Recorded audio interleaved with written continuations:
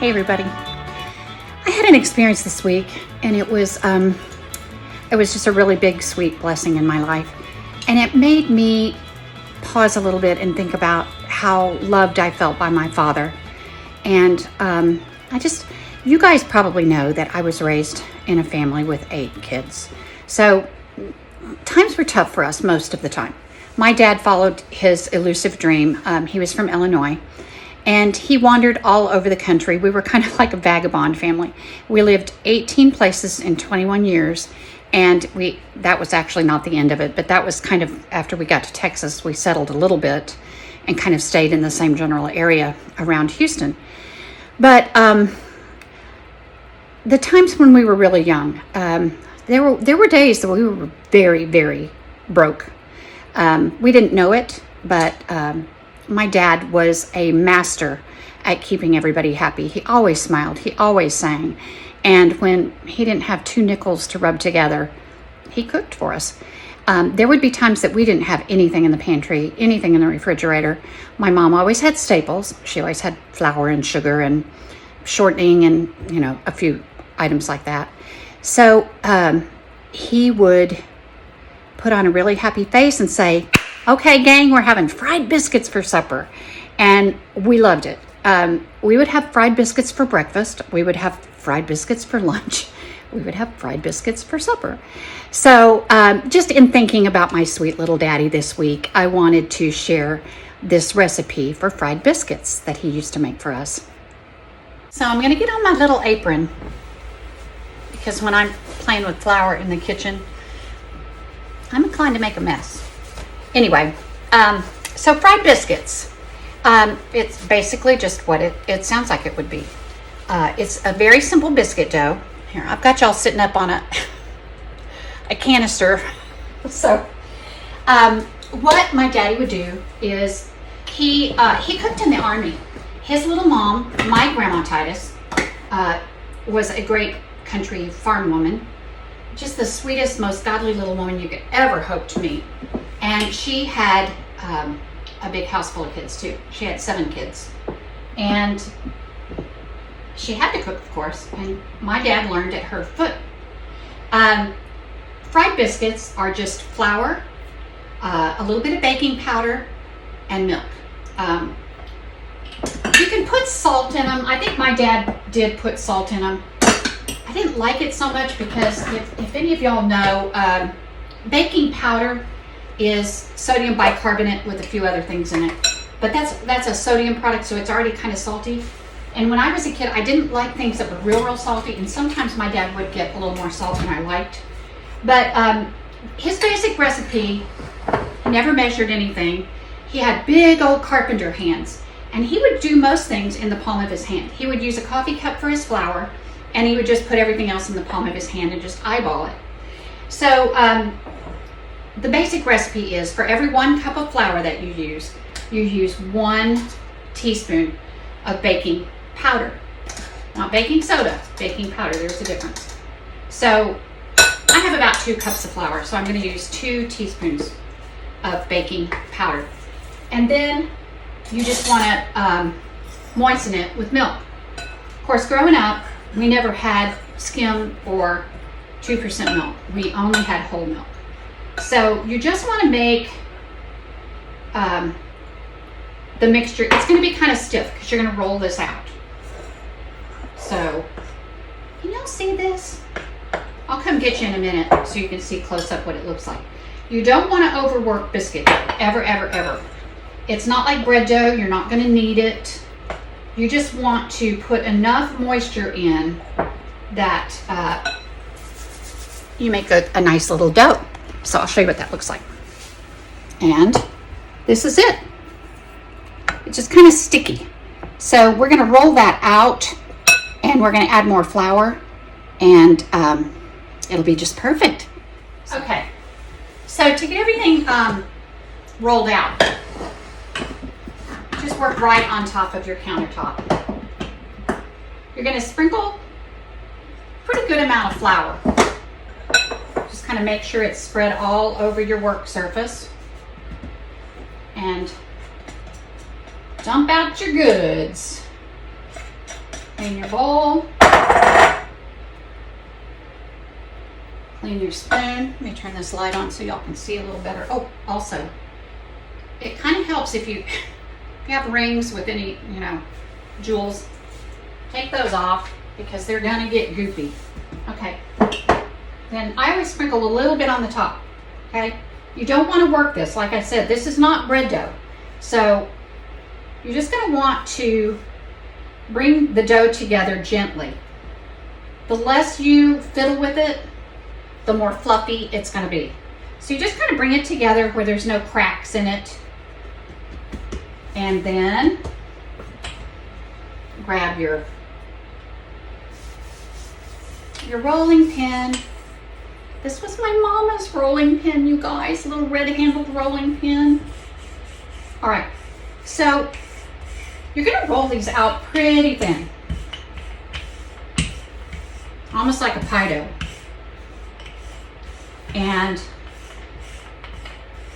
my little daddy, as I told you, he was a carpenter. He had a fine eye. I'm going to tell you, that man could look down a 2x4 with his eyesight and tell you if it was straight or not, level. He had an eye. He'd pop a plumb line on some things, but he really honestly didn't need one. And so when it came to cutting biscuit dough, boy, he could just slice these things. He'd go 90 to nothing.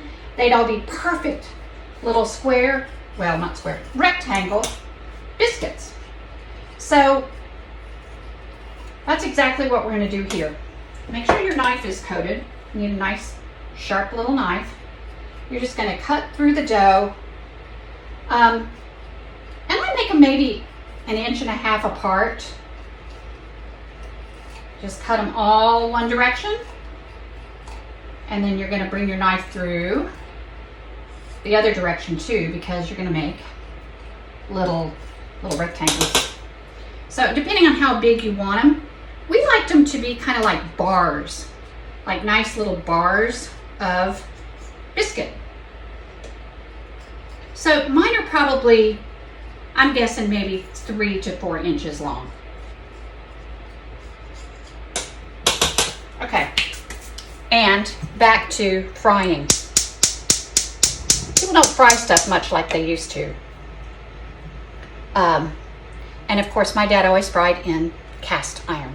I'm using good old shortening again. My mom and my dad, Crisco was always in our house. You have to get your oil really, really hot. You can use cooking oil. You can use like a canola oil or corn oil or whatever you want. I'm just using Crisco because that's true to our little family. But you do want to get it piping hot, smoking hot. And these little guys, they're going to puff up like a little balloon. You're going to flip them over, and they just literally take a minute or two to cook. So you want your oil to come up, maybe 1 inch high in your skillet, and then wait for it to get really, really hot, and then you're ready to fry. Okay, so our oil is just about ready. And I don't know if you remember me showing you before, but the way you can check and see if it's hot enough is just the handle of a wooden spoon. You're just going to want to put it in the oil, and when the oil starts sizzling up around the base of the spoon, can you see that? It means your oil is plenty hot. Now, just like when we're frying anything, you don't want to overcrowd your pan because that'll bring the temperature of your oil down really quickly. So you're just going to drop these little things in very carefully, one at a time. Make sure they don't touch one another. Kind of swirl them around in the oil a little bit, or the Crisco, or whatever you're using. But look at these guys, aren't they cute? Okay, so it doesn't take but a minute. And these are kind of like, I think the reason we like these so much is it was kind of like eating donuts.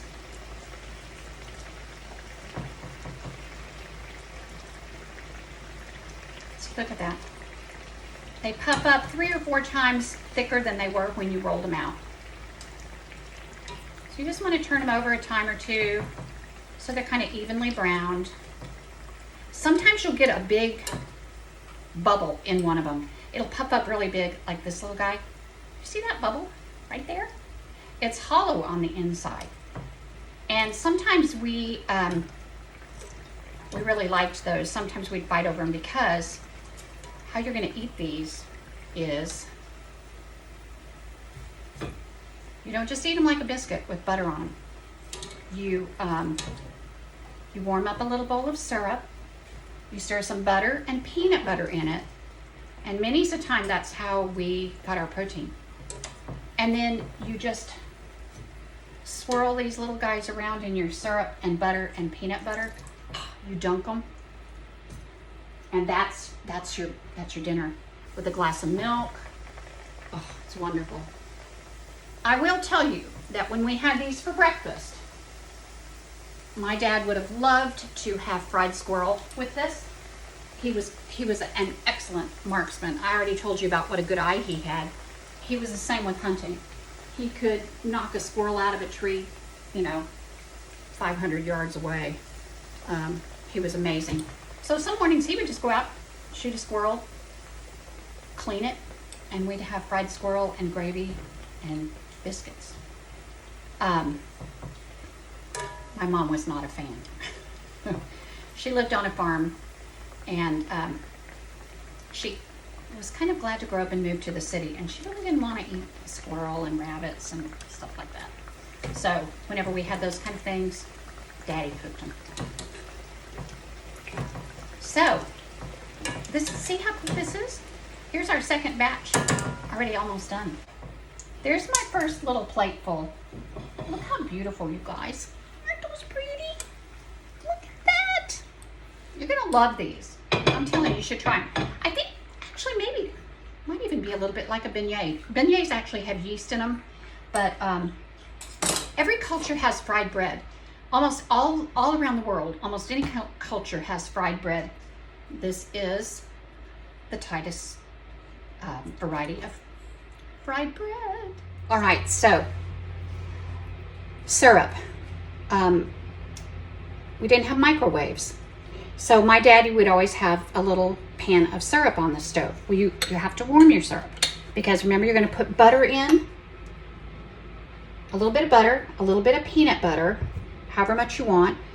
My sisters always like crunchy peanut butter. Me, not so much. Smooth for me.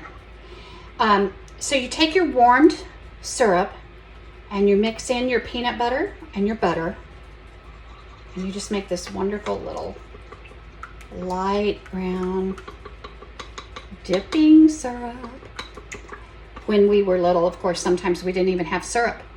But like I said, my mom always had staples. So it was not uncommon for us to have burned sugar syrup. My dad, when he would start his dough, he would just burn a cup or two of sugar in the bottom of a heavy pot. And when it would get real caramely brown, very liquefied, smoking, he would dump water in, a cup of water or 2 cups of water in it. It would scorch up, it would squeal, it would hiss, it would make a lot of noise, and immediately the sugar turned to hard crystals. And then you have to cook that down.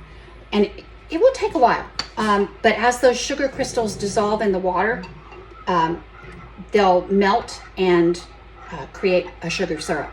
So the longer you cook it, the thicker it gets. And many's a time that was what we had to dip our fried biscuits in.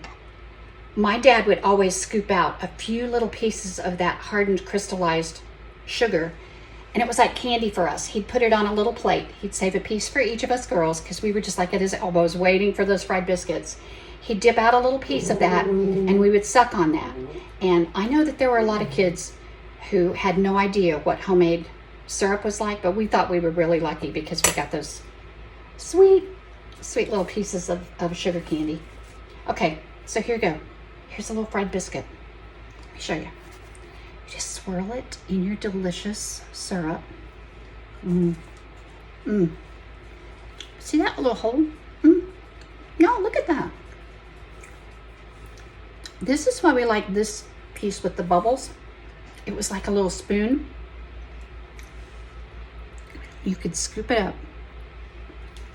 Get a whole bunch of syrup inside. Oh. You guys, this is so good.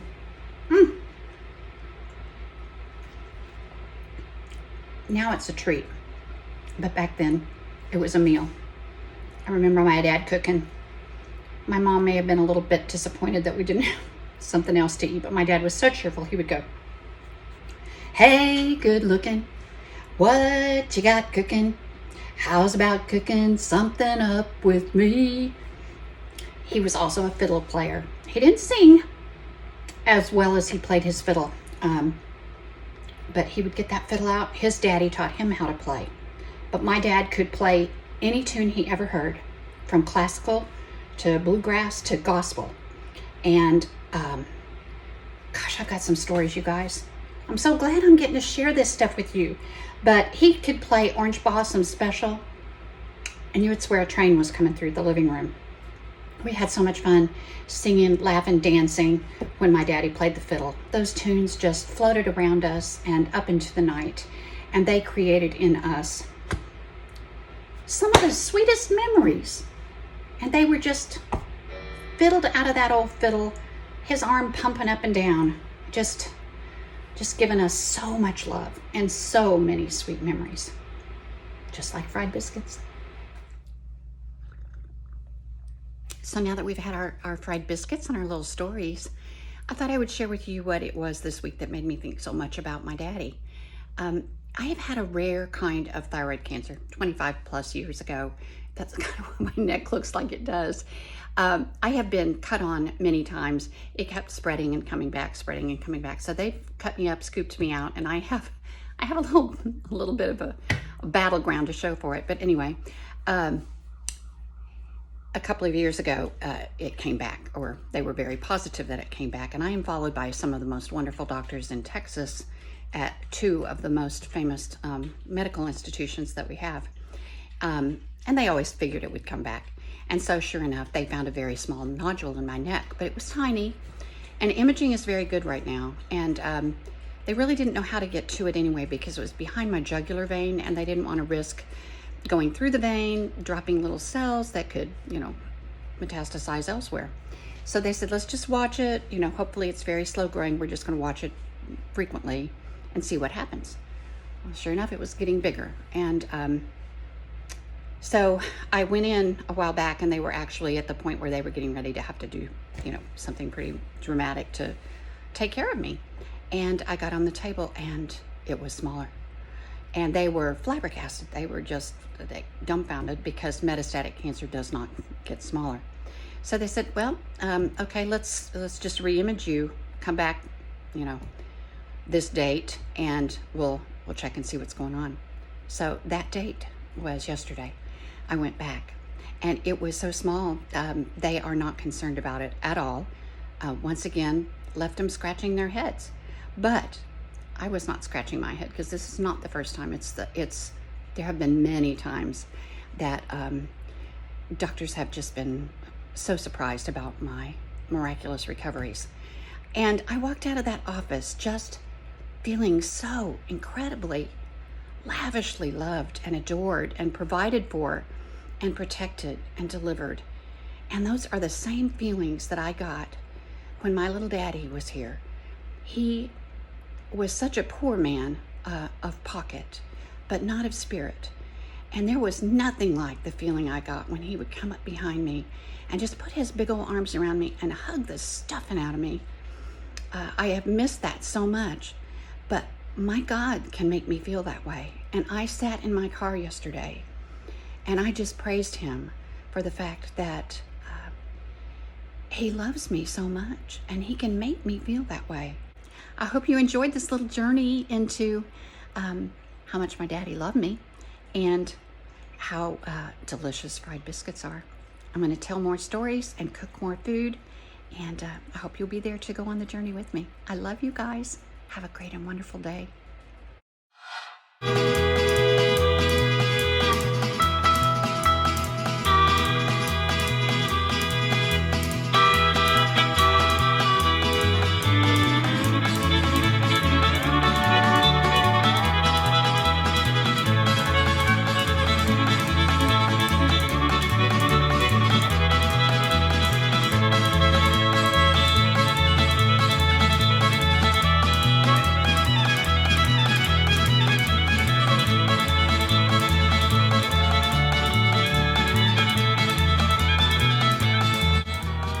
So here we are at the end. Please always remember and never forget that cooking is loving 1,000%. Please take care of yourself, eat some good food, and also know that you are lavishly loved.